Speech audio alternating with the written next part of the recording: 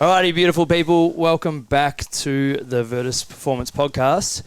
They say never meet your heroes, but here he is sitting right next to me. Verdi and Flirty, Josh, baby. mate, welcome to the pod.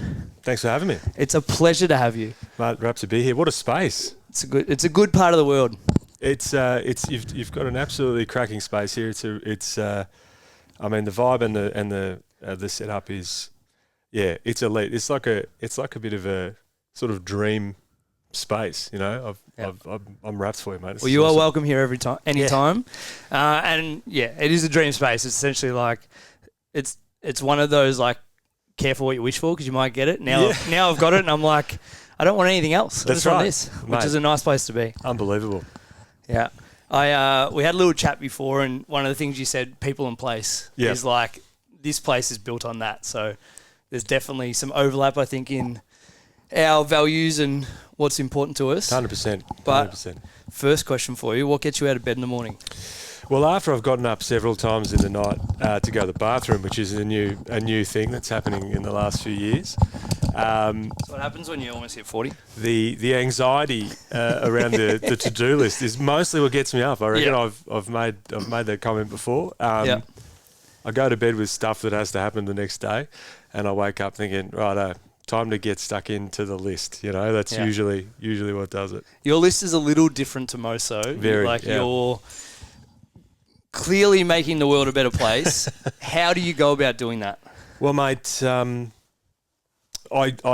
try to make the world a better place. I mean, you know, it's varying levels of success, you know, with as it is with anything. But most of my time is running the Just Be Nice project. That's what I've been doing for 12 or 13 years now, and it's largely centered on tackling, I guess, barriers to opportunity for people. So trying to ensure everyone has this sort of equality of opportunity and the support and resources that they need to sort of grow into, you know, opportunities. And to tackle that sort of lofty, I suppose, aim, it takes many forms and requires many hats, and from trying to make sure that the environment's looked after and that there's good places for people to live and the planet won't explode, all the way down to like just trying to help people understand why having a job is important and getting them enrolled in that process. So there's a lot of moving parts, and my weeks don't ever really look the same task-wise, which is probably why the list gets me out of bed every morning. How do you connect with both the like big lofty, make sure the planet doesn't explode, make sure the world is a better place to be in, with the one-to-one personal, like, how can I help you conversation? I reckon a lot of it is about it's about trying to sort of tell the truth and be honest with yourself, be honest with people, be honest in the work that you're doing. And so that means like being aware that, I mean, environmental challenges, for instance, they're multifaceted and they're big and they'll take a long time to resolve. So let's not pretend that it's going to happen in a week, and let's lock ourselves in for potentially it not being done in my lifetime, getting where we want to get. And it's the same with this sort of equality of opportunity. It's being able to be honest about when faced with an individual or a community or an issue. What's actually the issue? What are the inputs? What are the factors? What can we deal with now? What do the timelines look like? And how do we bring people along and tell the truth along the way? And so I think that underpins most of it, because you've got to put things into context constantly. And that context helps you understand like what the next thing is. You know, you want to be here, you've got to take little steps. You want to bring people with you, you've got to meet them where they are and bring them along. And, you know, it's going to change based on what's happening. The elections in the States have changed a lot of things and will change a lot of things over the next couple of years. We've got an election here coming up that has the potential to change, you know, what's available and what's not. So, you know, it'll take a long time, but you play the hand you're being given, and you sort of just walk it forward from there. Do you find yourself having to almost like talk yourself into both mindsets, because they're very different? In terms of the looking long term and then going, well, how can I help now? Yeah, for sure. It's there's there's a thing when you're trying to, I guess, do good work or important work, if you consider it good and important, which I do. I don't think there'd be many people that wouldn't. So. Well, yeah, but you don't want to get sucked into the stuff that just feels good. Yeah. And so... But if it feels good, you're more likely to keep showing up and doing it though, right? Yeah, but so like if it was me, like on my own, if we broke it right back down to the stuff I like to do, I'd just be kicking footy with the kids in the park. You know what I mean? Like, and it's not bad work, but like my role is not, is to push for bigger and better for those same kids. But it's easy to do easier stuff, less demanding, less multidimensional, and find yourself. They call it like mission creep for a lot of organisations that do this kind of stuff, where you get positive feedback or it's a little bit easier, and all of a sudden you start with these lofty goals, and you start and you end up like doing something that's like an easy version of it. And so there is a discipline in reorienting yourself away from that. How do you measure that impact that you're making? Well, one of the things is you've got to be able to measure progress. I think a lot of the space in the space of social impact, a lot of people measure attempts. That's how it's measured. Like, we attempted to do this, we spent this much money, we did this sort of thing. The gold standard of good social impact that I teach people when we're teaching people about impact literacy, we're doing workshops or we're teaching individuals. The gold standard is across like 4 domains. So a 5-star, 100%, 10 out of 10 impact is it's comprehensive. So the job's finished, and we can talk about defining the job. The job after. It's comprehensive. It's inclusive. It's long term. And it's high output for low input, which is kind of like an efficiency dividend, a measure of like, it's not strictly just economy, but it's just making sure that you're not doing high input for low output. We need to know we're moving the needle. Do stuff you're good at, do things that are efficient, do things that are effective. And if you're doing all of those things, then you're on your way to getting a really good impact. What happens is when you measure across that is you realise that no one person, no one place is going to deliver all of those things. You might do some things really well, so they're all factors. And so sometimes it's looking around what's happening and saying, well, what else needs to happen for this to be comprehensive, for instance? How do we broaden the availability of this support so that it's more inclusive? How do we find a way to make this thing that works well in the short term, longer term? And that can be funding, it can be people, it can be engagement. But the other thing on the sort of demand side is, do people trust?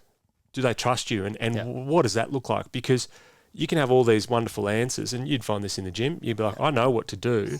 But if you don't believe me, or if you don't trust me, if you're not comfortable enough to lean into the stuff. Bang your head against the wall. So how do I then do this thing at the beginning or during the process that helps maintain and build trust with the people we're trying to work with or the communities, whether that's in giving them help or encouraging them to help. And that's different in different ways. So you sort of, it's not as objective like how you measure trust, but it's something you've got to be mindful of along the way as well. So there's a whole bunch of ways that you measure progress, but generally for us, the outcome that we're working towards is that people are housed and they're employed and they have good mental and physical health outcomes. And in communities, when we're working with more than one person, that the barriers to those things are like removed or, lowered, or they're supported into those outcomes. And I think isn't it such a fascinating thing to sit there and feel the need to champion housing and basic human needs? I know. Like, I can imagine, like we had lunch before and you're chatting around the thanklessness of it. And so first of all, thank you for doing what you do and being the most articulate man on Instagram. The algorithm needs to pick that up more. But what's it like as an individual who you probably feel like you're pushing shit uphill sometimes? Yeah, you're definitely pushing shit uphill. It's funny because it's like there's like weird cultural challenges I think that we have as Australians, that we have in Australia as a country, that we have at various times in life. And to tackle challenges like this, it's weird because like we'd had a chat, sometimes I'm just sitting with someone who is in a really bad way for any number of reasons, and we're just talking about stuff, and we're starting the process of working on getting help for them, and that's one element of what needs to happen. And the other element is like understanding sort of broad, macroeconomic, international political sort of movements. Yeah. There and everything in between. So from the absolutely massive macro influences to what's happening in this person's life directly and what has happened to affect where they're at now. Yeah. You actually have to take on so much information and know so much all the time that I get why people don't want to do it. Yeah. People want this kind of the path of least resistance. Yeah. I understand that. Yeah.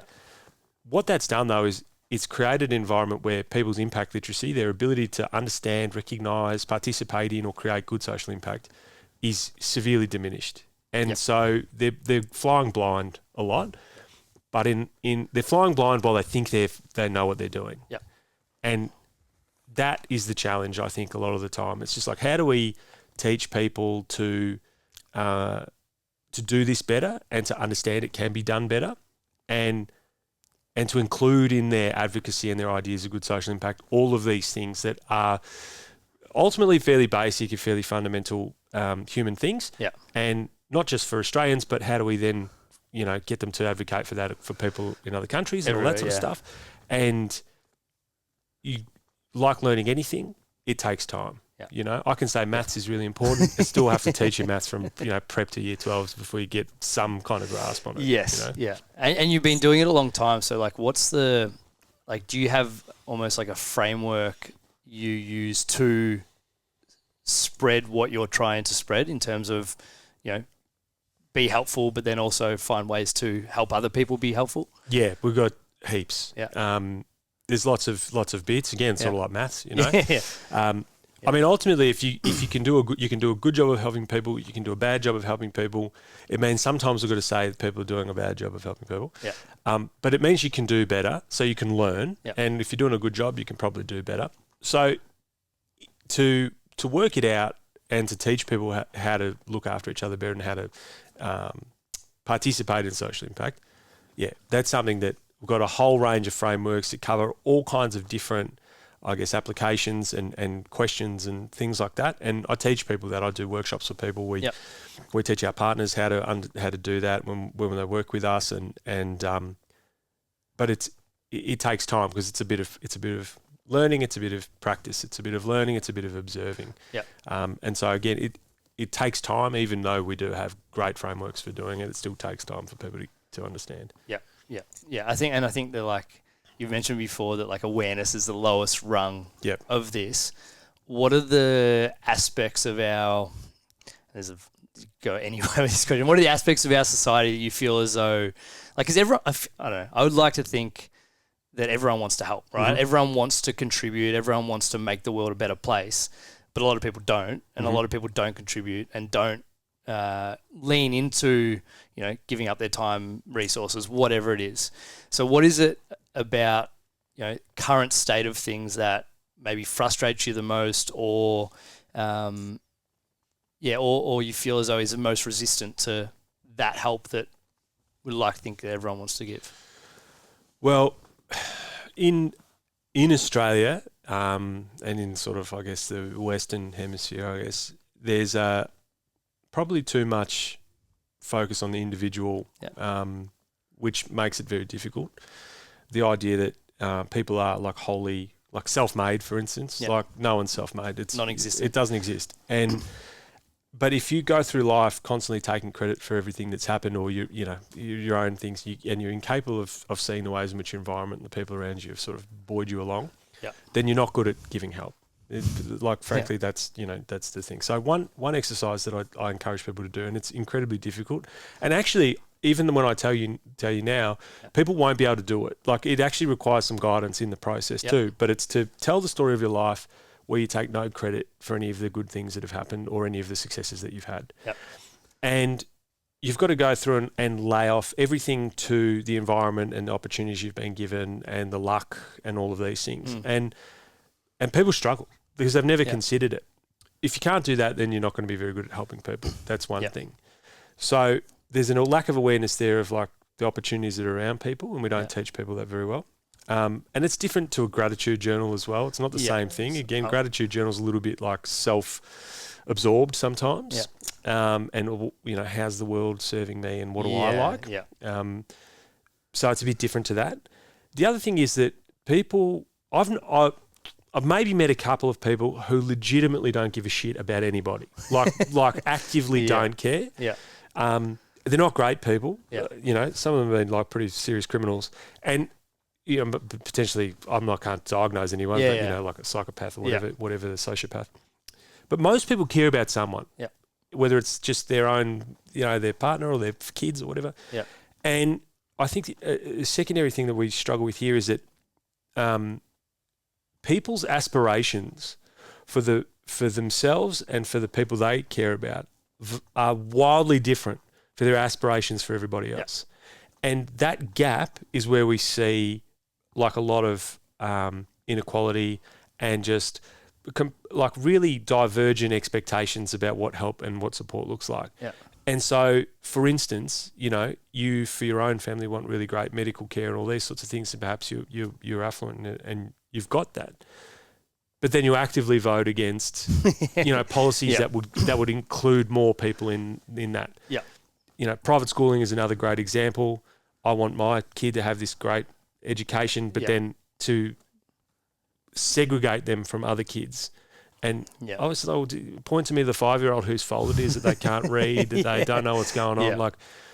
And so if you could align your aspiration or just even broaden your circle of people that you care about beyond a very small number and have the same aspiration for them.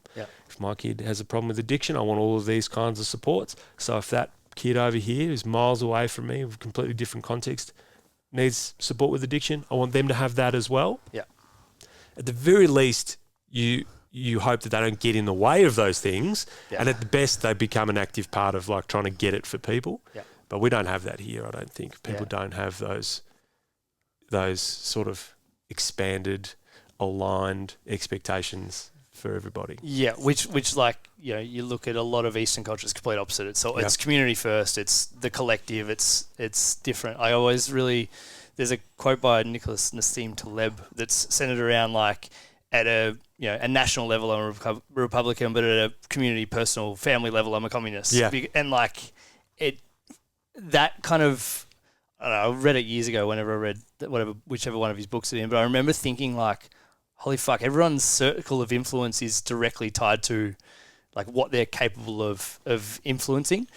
Back on the people realize, like, it's essentially like a privilege check, right? Like what, like the birth lottery, the privileges we've been given, and we're sitting in a beautiful part of the world, in an affluent country, in a relatively affluent aspect or part of that country.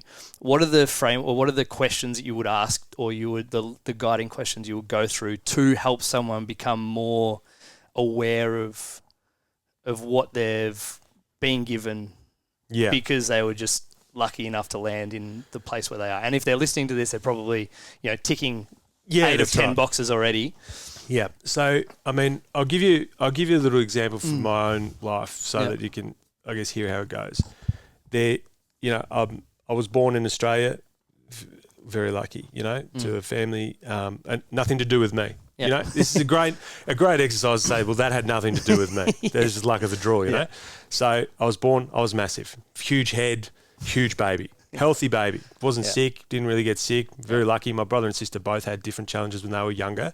Nothing like crazy serious, but like asthma and ear infections and coughs and all. I didn't really have any of that stuff. I was very lucky, very healthy baby, big, in a house with books, nothing to do with me, with parents that gave a shit about reading and stuff like that. Now we were poor, but if I'm telling the version of me doing okay, I'm going to leave some of the like woe is me bits out.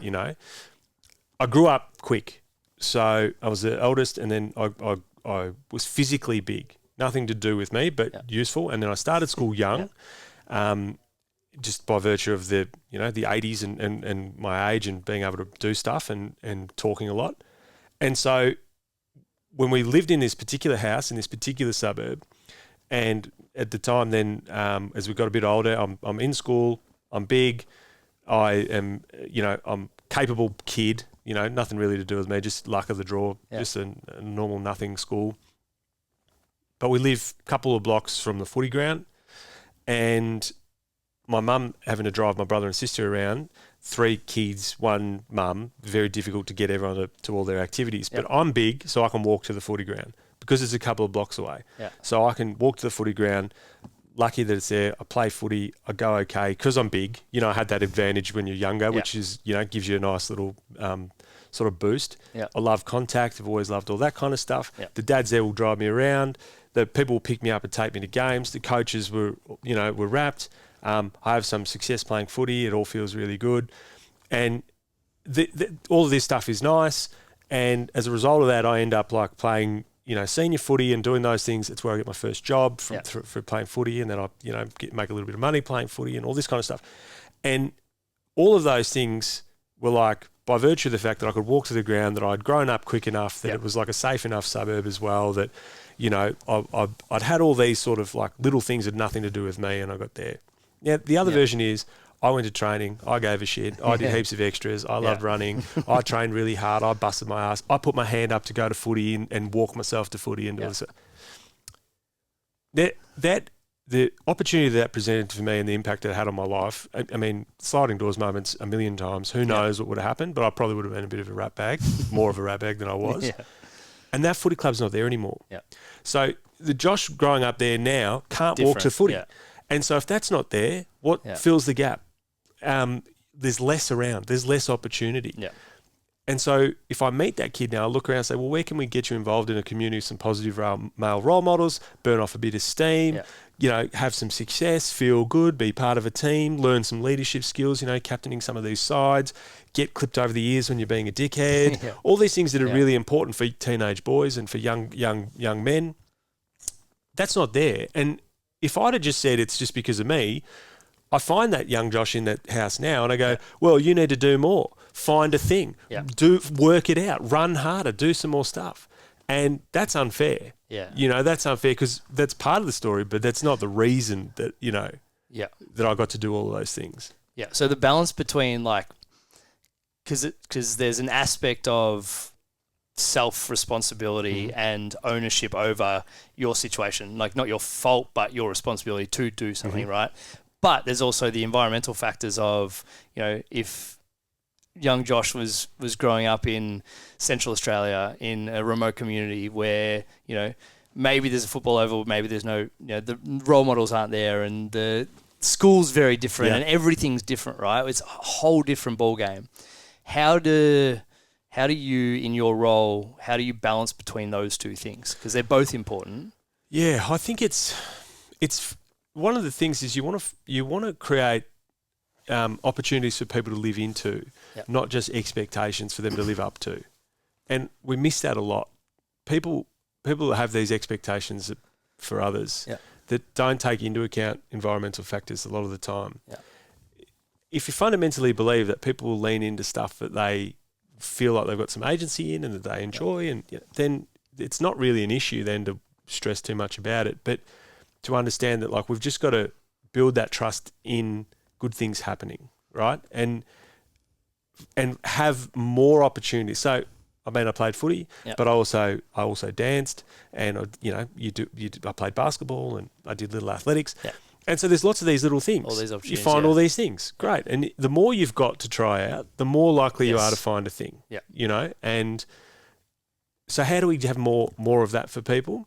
And then where people are a bit gun shy or a little bit hesitant, it's then saying, well, what is that? Is it because you're late to grow and you're getting steamrolled at footy? Maybe this isn't for you.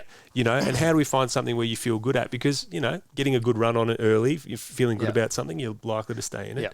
Are you 3'5"? Maybe basketball's not the sport for you. Let's find the thing that is. And then helping people have the tools to then lean into it, which is a little bit of like, helping people work through the tough times where they can't be asked, and so that they realise like sticking with something is worth it.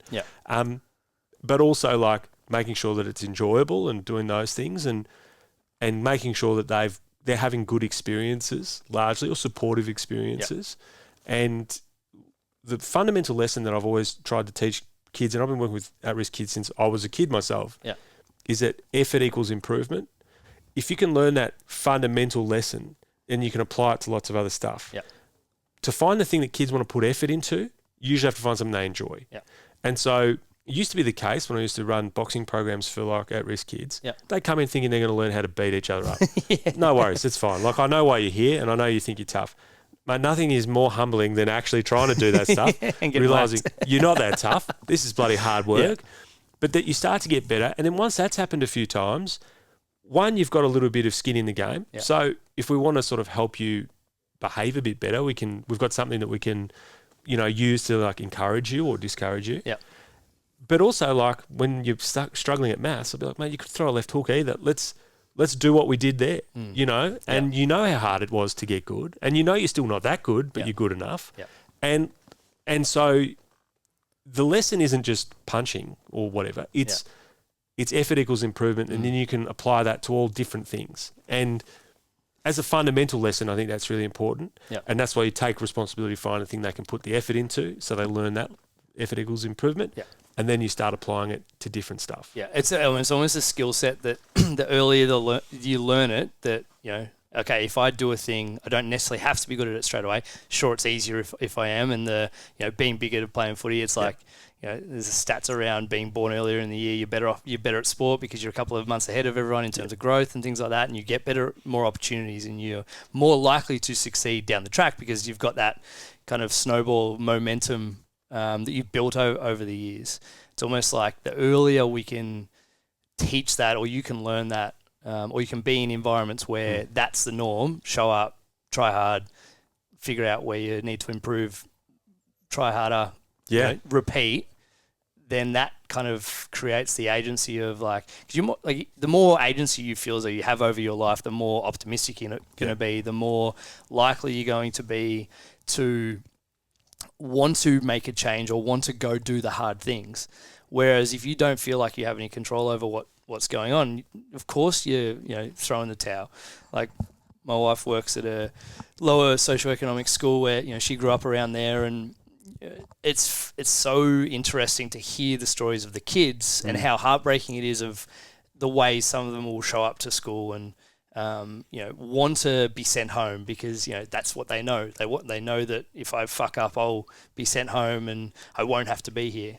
Whereas, like, reflect on that story with my own kids, and it's like they're very fortunate to be in this environment, but they're only in this environment because I was fortunate enough to be, born to parents who gave a shit, like I said before, who lived in a healthy part of the world, that we were going to be okay. And I think that the older I get, the more I feel like I'm understanding how fortunate I am to be in this position. Like, how, like, everything I have is because of my parents, and everything that they had is because of theirs. And there's this like almost like realization that it's all complete luck. Like all of it. Like, we want to think we work hard, and like there's an aspect of work, but you're only able to work hard because of the things. Which, like you said before, election this week, I feel as though the more you realize that, I mean, I'm hanging like, which way? Northwest on the political compass. I feel like every year I'm just getting further and further because you're realizing how lucky you have to be to give a shit about what most of us give a shit about. In terms of buying houses and having jobs and running businesses and stuff. Like, it's from a place of privilege before almost anything else. Which is wild. There's this weird thing about, you talk about working in a school, for instance, and I can go to places and talk about. I tell a story about any number of hundreds of kids or whatever, heartbreaking stories, 5, 6, 7 years old, right? And I tell stories. I could tell the stories. People get upset. They want people cry. There's terrible circumstances, terrible things have happened, and at that time, people feel a sort of emotional connection to it. But those 5-year-olds become 16-year-olds. Yeah. And those 16-year-olds become 18 and 20-year-olds, and people are like, well, all right, well, can you just sort your life out and get a job? And what are you doing? And there are things that people have been through that I don't know how they get out of bed every day, to be honest. I'm so proud of some of the people that I work with for just still being here. Yeah. And the idea that then they just need to sort it out and do something, when the things that they've been through and the examples in their life of like trying stuff and just getting squished, just having their souls crushed in a way, the breaches of trust, that have happened from people that were supposed to look after them, or environments that they just happen to be in, that have taught them again and again that they're not enough, they're not good enough, that even if you try a bit, it's not going to work out, that you're useless. And then we demand that they then go and get on with it without taking care of any of that. Yeah. And certainly not taking care of it with the commensurate effort that 15 years of getting trodden into the ground will do. Yeah. I mean, for me, that's part of this aligned aspirations thing. It's like, if you ignore all of that, if you ignore that 5 or 6 year old becomes a 20-year-old, then you're missing the point completely. And if you only care when they're 5, then like, are you gonna hang in there for the next 15 years? Yeah. Like, not many people are up for that commitment. So, which is fine as individuals, it's a big commitment. But as systems, we can build supportive systems, and we can build understanding and slack into those systems to help people. Because if you grow up well supported, and people are less anxious, they can endure difficulties more. They're not worried all the time. But I grew up stressed. I don't know another way. Yeah. And the worries that I had, that the way they affect me now as an adult, I'm still learning the ways in which I don't process stuff like other people. And I've had friends and partners, for instance, who've had incredibly supportive families or whatever, and different circumstances. And the way they see the world, the way they approach things, it's crazy different. Yes. And I see that in my work, and I see it in my relationships and with people that I know and all those sorts of things. Like, the difference is astounding, Yeah. So there is a good way to do these things, and there's a less good way, and there's objectively a fucking awful way to do them. And we've got to hold space for all of these sort of ways to help people find their place and find that agency. The lack of patience from people who've had every advantage is really frustrating sometimes. Yeah. Because even people who are like, I can point to 5 bad things, myself included, I could point to some bad things. Yeah. But if I just do that, I'm not pointing at the good things. And mate, the good things have made all the difference. Yeah. Even if there aren't heaps of them. Yeah. There's been enough. Yeah. And I'm so fortunate. I just want that for everybody else, at least, This fly loves us at the moment. And there's almost that like, because you want to be able to, Greg, physio you met before, he talks about building a bank of good memories. And essentially you just like, life is sucky, life is hard, life is struggling. But if we can build a bank of good memories, you've always got something to come back to or something to fall back on or whatever. And you can say that from a point of privilege, be like, I've got all these good memories back on. Where a lot of people, that 5-year-old, who's now 16-year-old, we've got to really pull back the layers to find a good memory or two. It's a great point that relates to something we talked about earlier about like, okay, well, how do we get people to help better? Yeah. And one of the things is that like all help is not created equal in this space. And there are different kinds of help, right? This is not a comprehensive list, but like an example of 3 kinds that I think is instructive here. Because this matters of how we engage with people who need that support or our aspirations for that support. So when you're trying to get something done, you want to do something, you want to get an outcome. Let's say you want to run a marathon. If you are going to run a marathon, there's only one way to do that. You have to run the 42.2 Ks. That's it, right? So my help in that space, I can perhaps prepare some things that will help you on your journey. I can be there with a drink for you on the way. I can perhaps encourage you to prepare well and bring you the right advice in that space and maybe help you find the time. Yeah.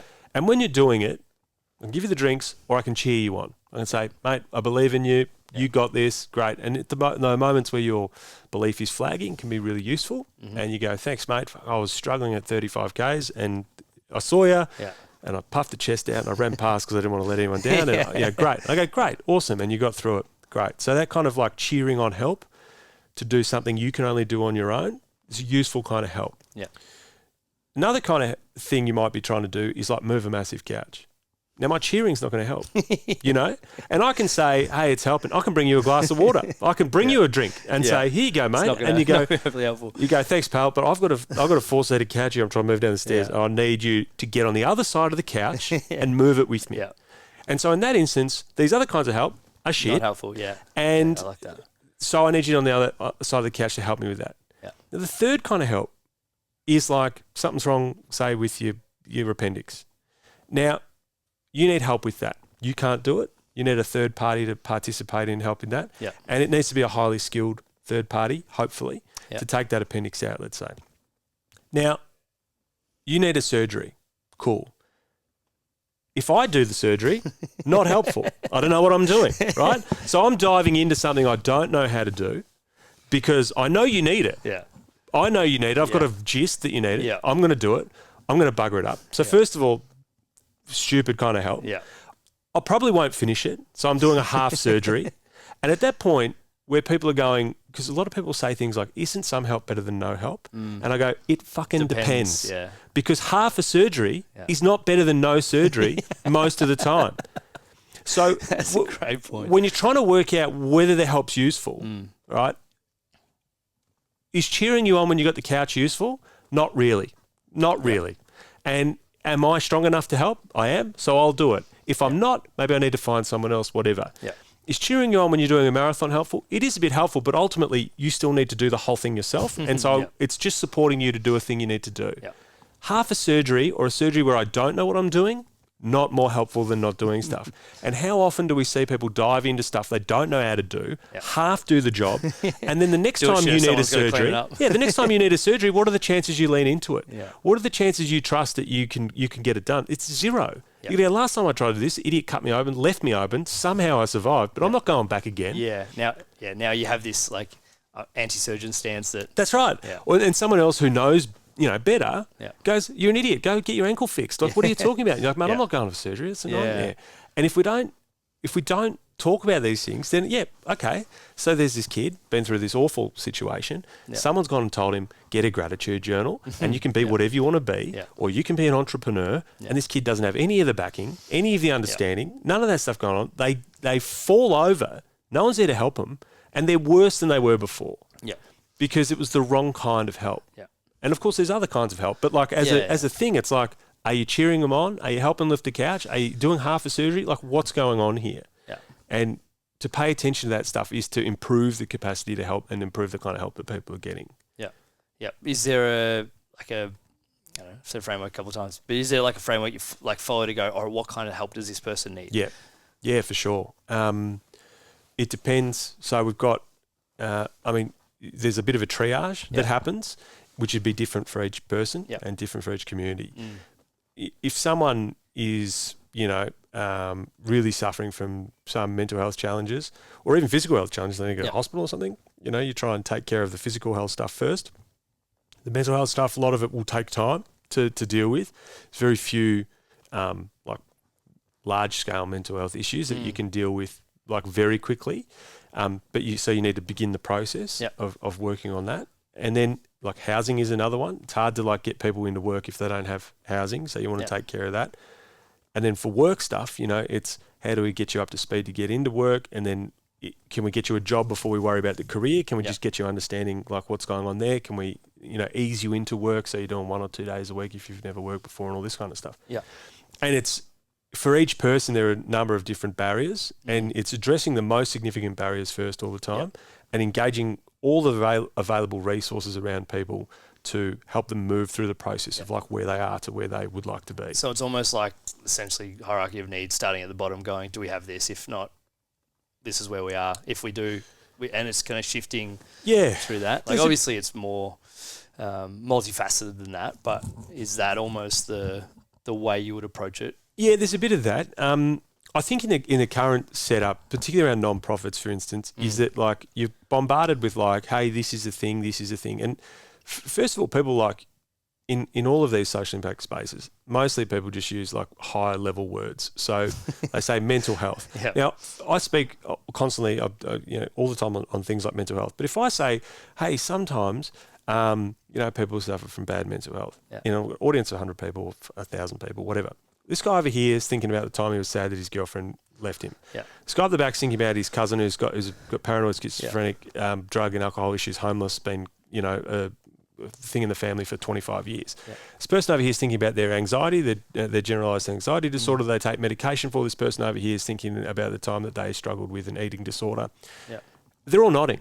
So I'm up the front going, mental health, and everyone's going, yeah, but they're not the same. They're not even close. Completely different The conversation. person over here is feeling isolated because he's got no mates. Yeah. But we can get away with it saying we're supporting mental health. Yeah. Well, first of all, it's pointless, really. As a broad thing, it doesn't mean anything in particular. It means different things to each person. So you got to get to that if you want to start like dealing with it. Yeah. But then we're all there's a lot of competition in the space. Yeah. For people's attention and their dollars. And so the simpler and quicker it is, and the more vague, the more people can imprint what they think on it, and the more they just go, oh yeah, okay, I get it, and I like this guy, so I'm gonna get involved. But if you were going to try and, let's say this wasn't here, this beautiful space wasn't here, just an empty block, and you said I want to build this. The way you do it, if it was the way that people approach, say, charitable work, is you'd go, who's the best charity? Who's the best tradesman? Yeah. And you'd go, oh, we've got a guy come in and he's from, I believe everyone should have a roof over their head, and it's the chippy. I've got we believe everyone should have access to running water guy. That's the plumber. And then a mate of a mate who knows a guy who says, oh, did you know that 20,000 people a year die from dirt floors, and he's a flooring guy, and I'll chat to him too. Yeah. They make their pitches to you. The carpenter guy goes, we believe everyone should have a roof over their head. It's important. You go, yep, that makes sense. Plumber guy goes, imagine if you couldn't poop in a toilet or have a shower or get clean water. Makes sense. Here's a brochure. It's disgusting. You go, yep. And the flooring guy gives you his stats and says, well, we do flooring because I went to this place and it's important. And you go, okay, we've got about $1.5 million to build this joint. I'm going to give it all to the plumber because they're the best one, right? The plumber comes, does all the plumbing for $1.5 million. Yeah. You're a clever guy. You come in and you look and you go, it doesn't look like it's done, But on every way that they currently measure like impact, gotcha. they still get 5 stars. Yeah. They might have good volunteers. They did everything they said they were going to do, rah. But the job isn't done. So then you go, I think it needs a roof because you're a clever guy. Yeah. It's way more than that, but you're going on what you know, the limited information you know. Needs a roof. Well, the charities are constantly looking for more money too, and ways to keep going. Yeah. And you go, I've got a pretty good, and so the plumbers go, we can do a roof. Yeah. And you go, well, I've got a good relationship with them. We'll get them to do the roof. So now they'll act out of scope. They get one guy in who kind of knows what he's doing, but everyone else is still a plumber. Yeah. It'll take longer. It'll be shitter quality than if someone had done it. And you'll put a roof on. Now we're 2 years in, we're $3 million in. Yeah. It still is unusable. Yeah. And then you'll go, look, we've tried this for ages. It's impossible to get this kind of stuff done. No one can do it. It's too complicated. Yeah. Too complicated. But it's been great working with everyone. We've been able to talk about the great stuff we've been doing, all the money that we've spent. Awareness play's been great, but we haven't actually made any impact. On to the next thing. No one builds like that. So to get that done, you get a builder in who manages everybody when they need to be in the right order, make sure they have the right resources until the job is done, with the outcomes done. Yeah. At JBN, that's what we do. Yeah. We do the builder job. Now, I'm a chippy by trade, and I think chippies make the best builders because you're on site the whole time. You've got a good idea of what's going on. Mm-hmm. Generally speaking, good chippies are good project managers and good builders. Not always, but generally. Yeah. But you can be a builder without having a trade, and you can also be a different trade. Sometimes when you're building, you got to roll your sleeves up and just fill some gaps with some shit. That happens. Yep. You got to just make stuff happen. But at the end of the day, a hugely complicated job with 150 stories, tens of thousands of line items getting done a day, hundreds of tradesmen and trades coming through all the time. No one thinks that's too complicated to achieve. Yep. But when I talk about working with individuals and communities to take care of 4 or 5 different domains, people go, geez, that sounds complicated. Yep. And it only sounds complicated because we've got people saying it's simple. All you got to do is do this. Only do this. Only do this. Yeah. So the noise, like we were talking before about like the do no harm idea, is like, so the noise a lot of the time does more harm than good. and puts us back in terms of making an impact and changing the systemic issues that interrupt people's capacity to live the best lives they can. Yeah, for sure. I mean, and some of it just doesn't even make sense on paper, I think. Like if I'd had a headache and I had paracetamol and it fixed me, and then I decided to become an advocate for paracetamol, and I said everyone needs it, you know, if they're sick, I could find 2 or 3 people to say that was ace who had headaches, but the cancer guys are woefully inadequate. It's woefully inadequate. And so these single cause, single intervention organisations they're easy to communicate stuff. Yeah. But it's over-indexed single interventions, and so people don't understand like how that coordinating all the kinds of help is necessary, because they don't recognise the way their own lives have had all their assistance coordinated, either by, you know, on purpose or just by accident. Yeah. That we end up in this weird spot where it gets difficult to encourage people to understand that this is how it works, because there's a few extra layers of complexity. Yeah. You've got to pay a little bit more attention, or you've got to hand over your own understanding to someone who does know how to, you know, sort of deliver this broad suite of assistance and manage it. And then in a construction sense, the carpenters and the plumbers aren't actually competing. But in a non-profit sense, they are constantly. Because everyone wants their thing to be championed more than everything else. Yeah. So like that's why we can build complex stuff in terms of construction, but we really struggle to get these multi-dimensional impacts for communities. Can you see a utopian view of the future where the things are ranked based, like not ranked is maybe the wrong word, but things are valued based on the overarching impact they have? It's like we know that, you know, housing will solve a bunch of, you know, second, third, fourth order consequences down the line. We know that housing will solve a whole heap of these issues, mental health problems and belonging issues and safety issues and things like that. Is there a utopian view of the future where you see everyone getting the shit together? I don't think it's too utopian. Yeah. I don't think everyone's going to end up all the same with all the same stuff. Yeah. People are different. They want different things, you know. Yeah. The way I sort of see it is like, to put it into a gym context that we're both very familiar with. When CrossFit came out, they said, we've got rules. Yeah. We're going to define fitness. We're going to define what good looks like. Yeah. We're going to define a bunch of ways to get there, a bunch of domains and how to improve in all these different ways. Yeah. People weren't doing that before. It didn't look like that. Yeah. We're going to add a little bit of community in there. We're going to do all these things. And at the beginning, there was this sort of like vision of CrossFit that gave individual communities agency, but came from like a pretty rigid set of rules at the top as well. Yep.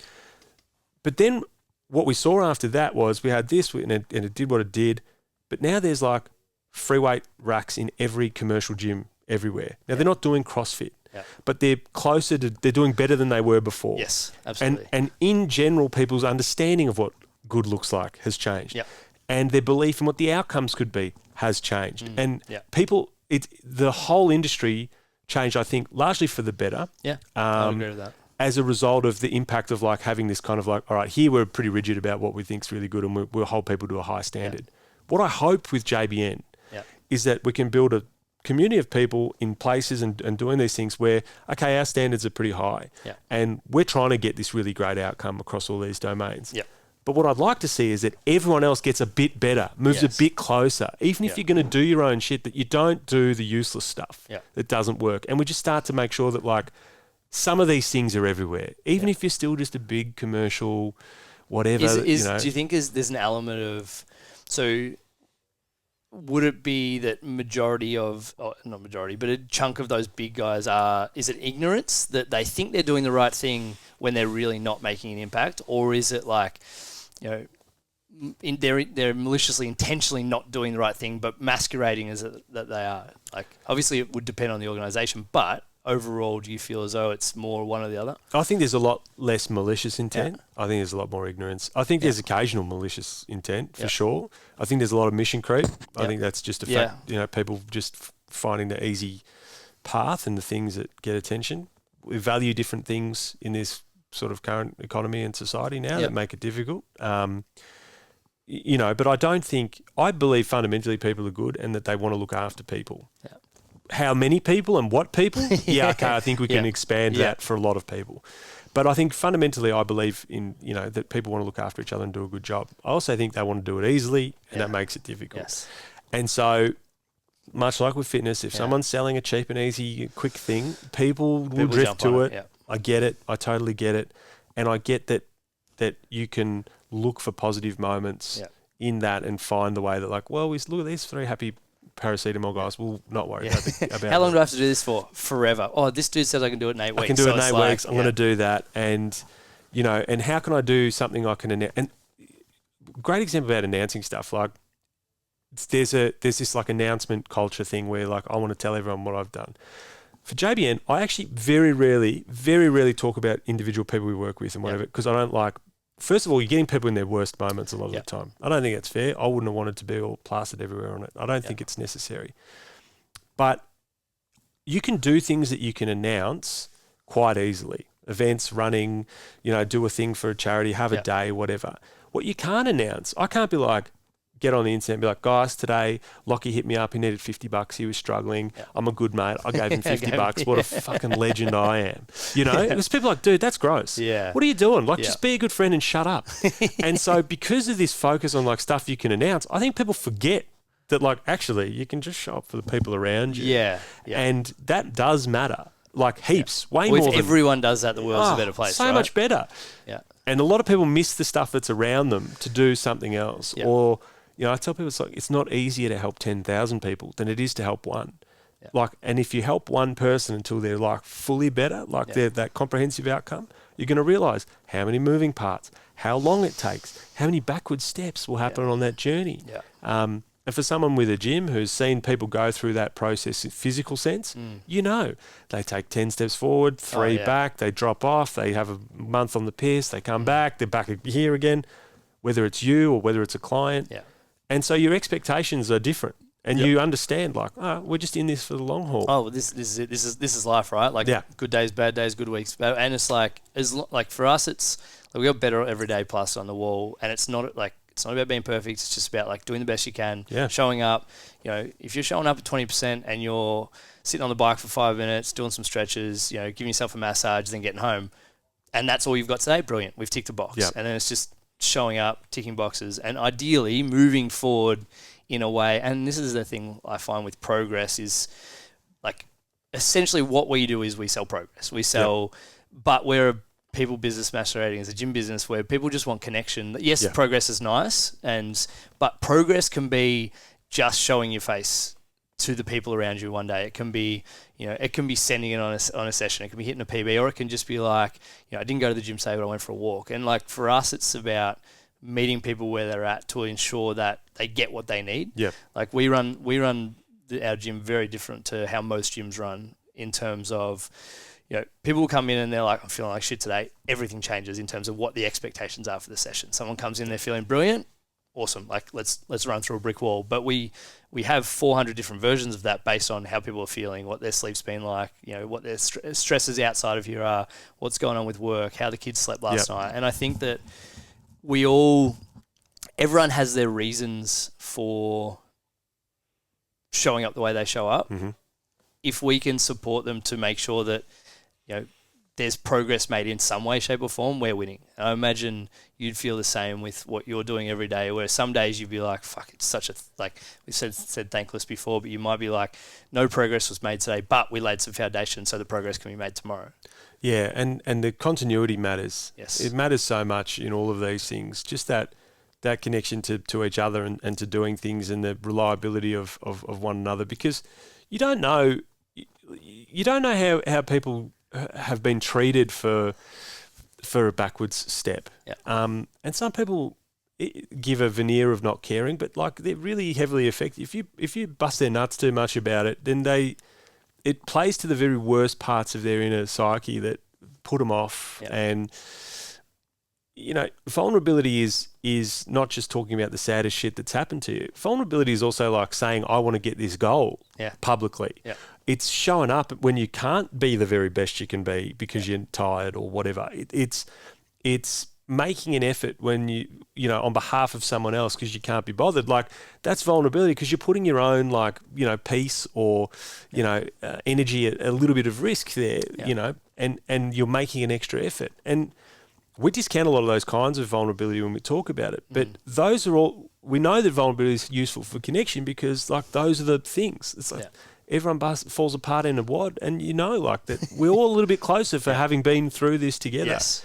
And that little pat on the back when I couldn't be bothered, like at the time I'm not even recognizing it as being massive, but it's adding to this capacity to make a difference. And I always say like it's not about finding the trick that or the intervention or the one thing that's going to change your life forever. It's about being the kind of person who's shown up enough and done enough that something I do, say, help with, contribute might be the thing that makes a huge difference. Yeah. And it's highly unlikely that if I do the thing that changes your life, you'll even recognize it at the time. Yeah. Because when you're at the bottom or when you're in the middle of something, you don't know that it's only much later on you look back and go, actually, that made the difference. Yes. Are you the kind of person that people, when you do a thing for this person, that they go, yeah, all right, I'm listening, I trust you, I believe you, that makes a difference? Yeah. There's no just words that'll do it. There's no just one thing that'll do it. Yeah.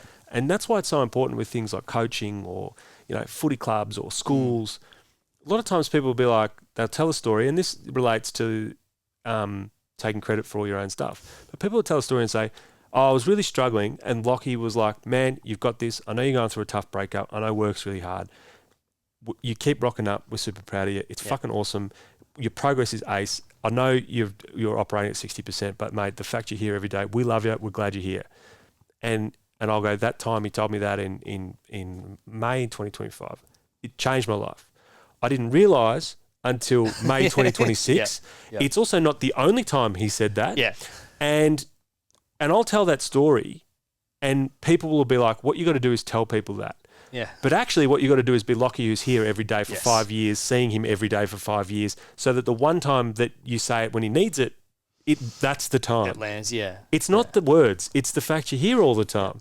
And that's the hard bit, and that's the bit people miss a lot when they're talking about like how do we create these good communities and look after people. And I imagine that's almost like that's part like your job is that caregiver to be there day in, day out, and like our job as coaches is very similar in that way. It's to create a safe space where people want to be or are comfortable enough to want to be themselves and want to give exactly what they need to on that day. Yeah. And I think that the sharing a post because it's are you okay day or putting $20 into a thing that you see on Instagram, it's like I'm helping, but then you kind of just revert back to what you were doing. Whereas the caregiver archetype or whatever it is, where you're constantly there creating space for people to lean on you when they need or thing. I think that's the thing that makes the world a better place ultimately, because it's doesn't matter whether it's now, 6 months, 12 months, that person's going to be there. And everyone, I would like to think that everyone has those people in their lives. And if you don't,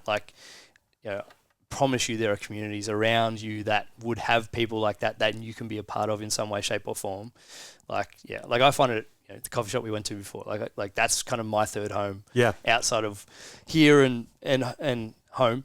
You do treat it like it's your third home. Oh, mate. You walk through that joint like you own it. It was good. Seriously, I've spent that much time there over the years. But it's like, I know there are people there that if I'm having a horrendous day, I can lean on and connect with and get a feeling of normalcy. And I would like to think that this place is like that for a lot of people. And to be honest, your Instagram is like that for me, where I'm like, the world's going mad and I see you just talking sense, around just simple things that I think everyone should believe in.